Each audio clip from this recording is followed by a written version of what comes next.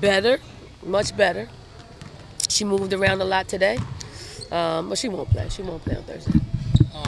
Looking at the Tennessee game, obviously a shorter bench to handle a lot of their defense. I think that will be the same thing for Auburn. We just play it as how the game goes. I mean, I don't really go into games saying it's going to be a short bench. I just go by who's performing well, and whether or not they need to have extended minutes, and so it's not about shortening the bench. It's not by design. It's just production.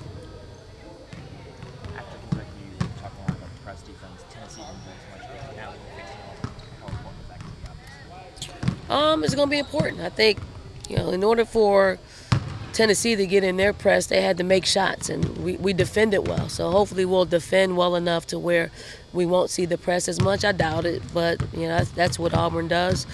I mean, if we face it, I think we'll have the personnel in there that can execute and break it and maybe get some good shots out of it. What challenges does a player like McKay present? She's speed, she's a senior.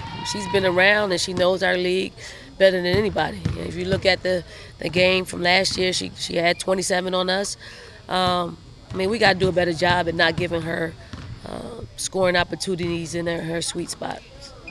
John, you mentioned the potential championship scenario after the Tennessee game, and looking at that, just as a group, after losing Asia, with all the injuries you've had this year, I don't know if surprise is the right word, but how satisfying is that this group is right there on that cusp? I believed in the group. Obviously, I knew what other teams were bringing back as well, but if this team gelled quickly, if people accept their roles, if there were a lot of ifs going into the season, but for us to be standing here, I believe that it would take place. I thought it would be a little bit more clean for us.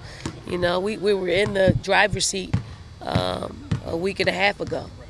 Now we're looking. But we're right there, so hopefully we can take care of business on Thursday and, leave it up to Sunday. I noticed you maybe looking for a little good mojo in the gym with the shirt with the 4 rings on it, asking for the fans to wear. Was that, kind of in design that you asked them to wear that when it was printed?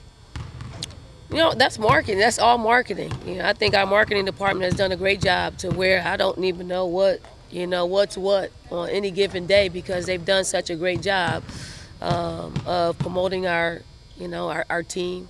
I did see the promotion and Bianca in it.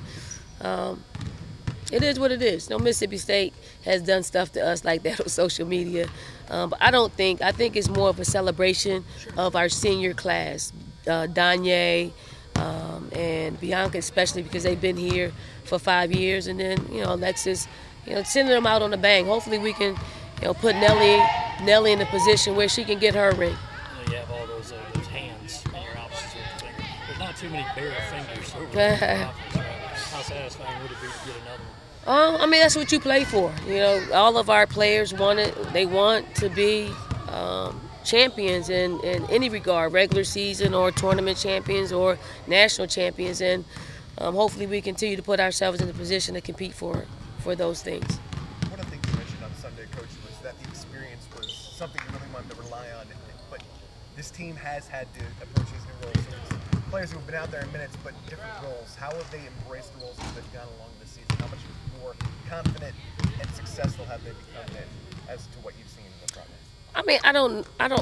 I don't know if everybody's embraced their role, because everybody's not comfortable with their role, obviously. And if you're a competitor and you're not playing, I want them to accept it. You don't have to embrace it, just accept it. We know that Danye and Bianca Jackson are players in which have experience, so we can put them out there and they can familiarize themselves with where they've been last year. It's the other ones that haven't been in a situation like this that you want to leave the unknowns as the unknowns, and you want to go with the players that have been through it. They came through for us big time at Tennessee.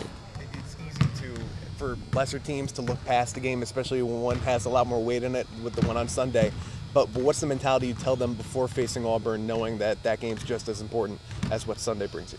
Well, I mean, every game is a statement game for us because there's meaning behind it, not just, you know, putting yourself in the position to be regular season champions or co-champions, but just solidifying. Our administrators have done a tremendous job at securing a home court advantage for us in the first and second round. We don't want that to go to waste, anybody's work to go to waste.